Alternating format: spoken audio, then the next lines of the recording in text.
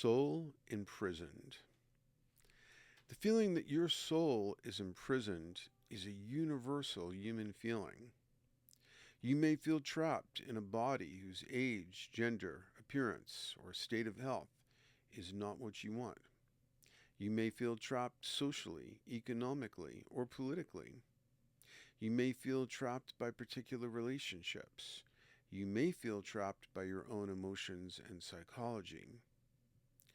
What follows are more visionary poems than I've put in any other card because realizing that you are not alone in feeling trapped is crucial. I'll let visionary poets conjure the universality of these feelings for you. In every cry of man, in every infant's cry of fear, in every voice, in every ban, the mind-forged manacles I hear. That was William Blake from Songs of Innocence. Infant sorrow. My mother groaned, my father wept. Into the dangerous world I leapt. Helpless, naked, piping loud, like a fiend hid in a cloud, struggling in my father's hands, striving against my swaddling bands. Bound and weary, I thought best to sulk upon my mother's breast. William Blake, Songs of Innocence and Experience. The weeping child could not be heard. The weeping parents wept in vain. They stripped him to his little shirt and bound him in an iron chain. William Blake, A Little Boy Lost, Songs of Innocence and Experience again. But for me, no one expressed the feeling of a soul imprisoned better than my friend, tormented poetic genius Jack Spencer Savage, who took his life shortly after he turned 24. And check the card for some images of him. Following are some excerpts from Savage Reflections, a collection of Jack's poems hosted on Zap Oracle. Ellipses indicate where I've broken off lines. Well, you can't see those, so you have to see the card to see some of that excerpting bracket kind of thing.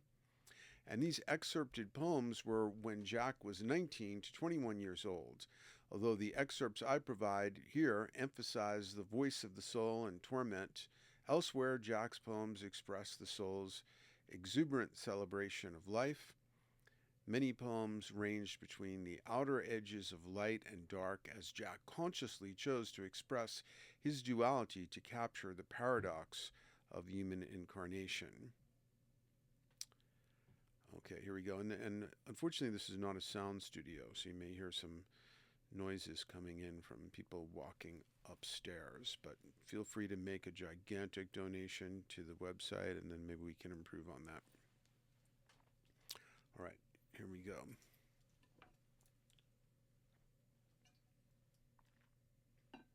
Amidst my catastrophe, the one my hands crave, among the ruins of my loss, inside the windowless chambers of my awful defeat, I will do this as long as I live, until my living changes. And perhaps I should have mentioned that Jack took his own life shortly after he turned 24. He lived from 1989 to 2013. So that stanza has greater implications of meaning when you realize that. I'll live alongside the unrelenting horror of this chaos, knowing the fires of my pain. Inside this world, its minor annoyances, fiendish desires, and fortresses of hate. Next poem. Tossing and turning and tossing and turning in my unsleepable bed, the star's diamond ephemeral brilliance cascades upon the earth from those bejeweled skies in these final twilight hours. All night long, apparitions have paraded before my restless eyes in their spectral procession, locked inside the ghostly halls of hunger, disturbing my slumbers, tossing me, turning me. And that was just one excerpt from a much longer poem. Here's another one. And again, it's just an excerpt, it's not the whole poem. I will ride each morning at 7 into bleak suburban strip mall heaven, and mega mall tax offices will scratch their fingernails across the chalkboard of my mind. I will laugh naked, underground, forgotten, going nowhere. I will become dismissive with reality. I will sprawl myself out on the cold, hard floors of destitution, kiss tragedy's cold, wet feet, worship and rest in the tomb of failure. I will live like a ghost. Invisible angels will sing to me. Demons and devils will free me as well. Free me well. Feed me well. I will watch hatred rip out my eyes, offering me searing blindness. I will grant malice, that malevolent magician, reign over my stormy mind.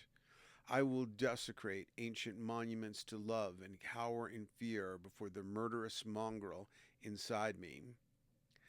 I will watch my sanity recede on the mud-caked horizon line. I will learn to fault myself in astonishing ways. I will earn torture. I will grow as careless as a fiend. I will sit sick in terrible illness, paranoid and frantic, muttering something to myself about peace and beauty, then vomit into a plastic garbage. I will trickle through the clasp of terror, leaving my residue on its sticky, lecherous fingers. I will laugh with raving, bloodthirsty idiots, listening to bad music, then go home solemn-faced and listen to good music. I will masturbate prolifically and carry with shame the anvil of my waist. I will let my brain go unshaved so long foul, noxious fumes will begin to seep from my eyes. I will gulp kerosene in defense of their eyes and exhale a graveyard, wondering how long I will live. I will suck from the black spires of death. I will dance and disappear into a carnival of poison and come back slowly, coughing and depressed, with all of my internal organs bruised. I will allow my movements, my movements will be distracted. I will become estranged from my body, exiled from reason. I will cut hope's throat and bathe in her blood. I will retain false hopes of waking up from this appalling nightmare. I will pray, sadly, in the forlorn cathedral of misfortune. I will curse at beauty because I am an imbecile, and I will bitterly curse the pavements beneath my feet also because I am an imbecile. I will stand distraught in a house of mirrors, tearing out all my hair. But to return once again to my life of old, my life of days past, sweet, cherished innocence, that sanctuary, that courtyard, free from the malevolent black butterflies escaping from diseased mouths, contaminated intent. My mind lulled like a sailboat upon the glass of a breathless mountain lake. I slept at ease, and the purity of all my emotions was unmatched. But parasites do not discriminate, and they tunneled into my brain as they would any orphaned sailor or deranged addict, crowding and festering its illuminated passageways. They only know one taste. The torrid whipping of winter's wrath lashes me into subterranean chambers of frenzy, dizzying the virulent thoughts trapped in my skull. So the hunchback staggers down polluted alleyways throughout this abandoned city. I carry insects and ampules, waiting for a moment like this, silent, alone, terrified, and outnumbered. The Augustan columns of this monument, on the verge of total collapse, eager to swallow them, to feel their insect legs scuttle down my throat, intoxicate my veins, to anoint me in the oil of their dark, dazzling ceremony, to bathe me in their song of despair. Energy evaporates, internal warfare. The songs of war set the skies aflame. Endless armies arise from my flesh, nourished by my dark, anguished blood. Opposing armies maraud, pillaging the temples of my strength. I wait in silent, impoverished anguish for my silent bus to transport me into the depths of the unfolding night. The fists of night have me drunk. The toll call beckons me awake. My vessel has abandoned me, and I watch the train pull away beyond the corpse-like crimson horizon, steaming into the night.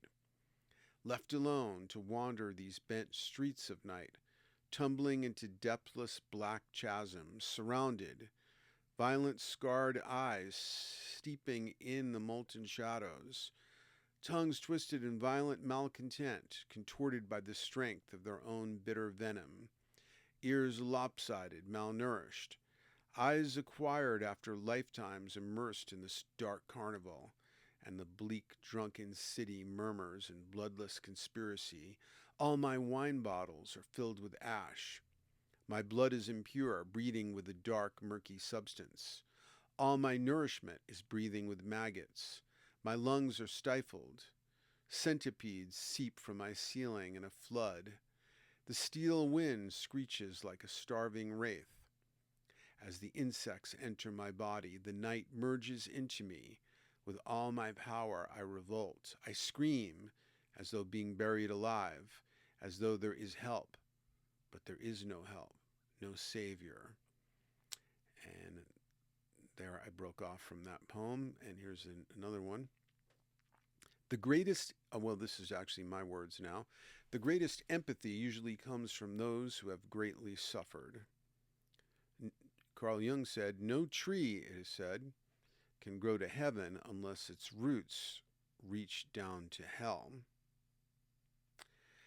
Jack's suffering could cause him to lash out at others at times, but also to have great empathy, as this poem reflects. Come to me. I am weak, you say. I cannot stand on my 2 feet, you tell me. There is something thrashing about violently inside of me, devouring my flesh and blood. Come to me. Bind your loneliness to my own. Offer to me your sorrows, and I will turn them into joys and riches. Give to me your sins, I will take them. Forget all that you have done wrong, and we will dine together tonight. There is a fine banquet hall with a place at the table for you. You in your solitude, you who are suffering, don't feel so bad. I am here with you. You are guided by my love. I see you in the aimless crowds filled with sadness. I see you in those miserable, anonymous streets, scavenging from the remnants of the glory you once knew, finding your way. I tell you again, come to me. I am with you already. And then for more on Jack's poems, there are links to the poetry collection on the site, something I wrote about the poems, and then his very extensive in memoriam page, all linked in this card. Sometimes the soul is imprisoned by the oppressive outer circumstances that often come with human incarnation. Other times, the soul feels imprisoned by inner circumstances, and those too often come with human incarnation. Both types of suffering are equally real and universal. Someone could look at the photos of Jack and think, what does this kid have to suffer about? He's young, intelligent, physically healthy, and good-looking. He grew up in a middle-class home, no war zone, no extreme poverty, and so forth. But this would be a woefully ignorant impression, because we don't know what inner demons and personal hells may lie beneath an enviable exterior or seemingly privileged life. You don't understand human nature if you think the suffering of those with blessings is less real than those with more visible afflictions and objective hardships. If you've been especially mistreated, you need to have the compassion for yourself and others that the world did not have for you. Many forces beyond individual control can imprison the soul. War, political oppression, economic forces, oppression based on race, religion, sexual orientation, or even just the alienation of being significantly different apart from any active oppression. The feeling of imprisonment could be due to an ailing body causing a soul to feel trapped by corporeal limitations. Only the very sheltered and naive believe that everyone is creating their own reality. Not every form of oppression can be reduced to negative thinking or neurotic complex. Did every single man, woman, child, and animal in 7th century Pompeii create the reality of an erupting volcano? On the other hand, we do sometimes create our own realities and act as the prison warden of our soul. We give our power over to another, looking for wholeness outside of ourselves. We choose to reach for bottle, pill, or powder before those things take away our will. We may choose to adopt addictive ideologies and get polarized by paranoia-inducing rabbit holes. We may imprison our souls by disowning our essence and betraying our true will. As Blake says, sooner murder an infant in its cradle than nurse unacted desires. The desires he means are the desires of our soul, not those of our reptile brain. Have compassion for yourself and others who are imprisoned by external forces of oppression.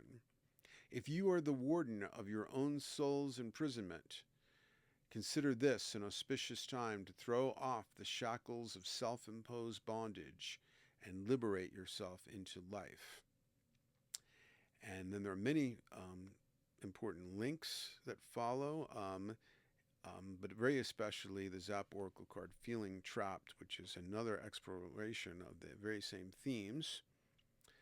And that one also has a video you can listen to. And then I will close with a Bukowski poem called Dinosaura We.